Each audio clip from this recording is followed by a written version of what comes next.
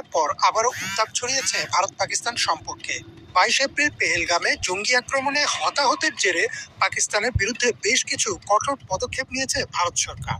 তবে ঘটনার দায় স্বীকার না করে এসব পদক্ষেপের পাল্টা জবাব দেবে বলে জানিয়েছেন পাকিস্তানের প্রধানমন্ত্রী শাহবাজ শরীফ।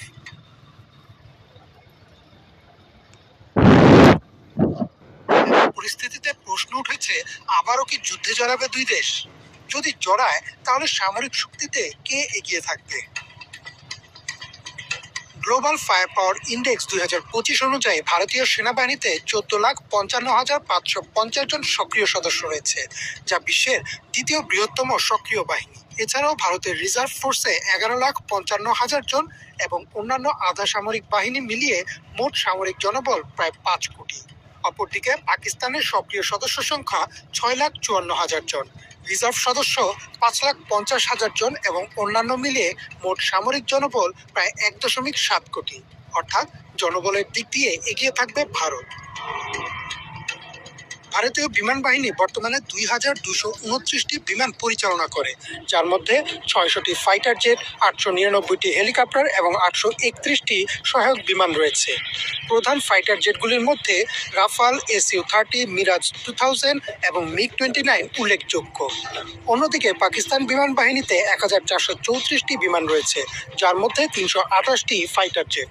প্রধান ফাইটার জেটগুলোর মধ্যে JF-17 thunder, F-16 fighting Falcon এবং মিরাজ 3 উল্লেখযোগ্য।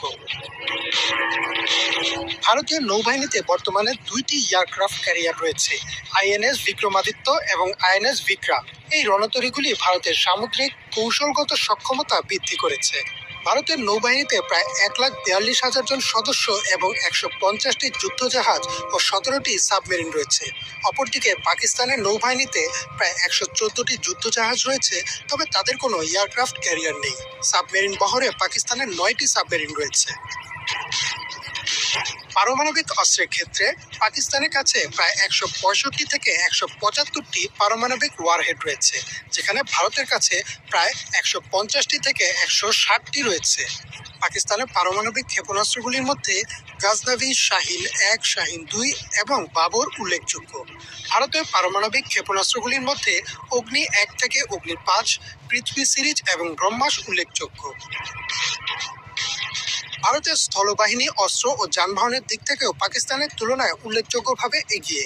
গ্লোবাল ফায়ার পাওয়ার ইন্ডেক্স 2025 অনুযায়ী ভারতের কাছে 4,714টি ট্যাঙ্ক, 10,000টির বেশি সাঁজোয়া যান এবং 1,385টি সচ্চালিত কামান রয়েছে।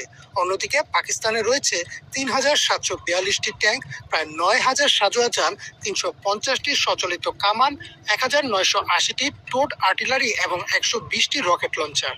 পাকিস্তান বেশিরভাগ ক্ষেত্রেই চীন ও তুরস্কের উপর নির্ভরশীল তাদের সামরিক সরঞ্জাম সংগ্রহে। বিভিন্ন দিক বিবেচনায় সামরিক শক্তির দিক থেকে এগিয়ে রয়েছে ভারত, কিন্তু দুই দেশের মধ্যে সংগঠিত হওয়া আগের যুদ্ধগুলোতে বেশ ভয়াবহ ক্ষয়ক্ষতির সম্মুখীন হয় ভারত।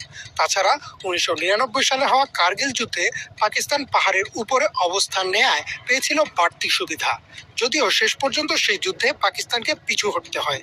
কিন্তু ভারতের ক্ষয়ক্ষতির পরিমাণও ছিল অনেক। তাই বলা মুশকিল মুখোমুখি যুদ্ধে শেষ পর্যন্ত কি ঘটবে।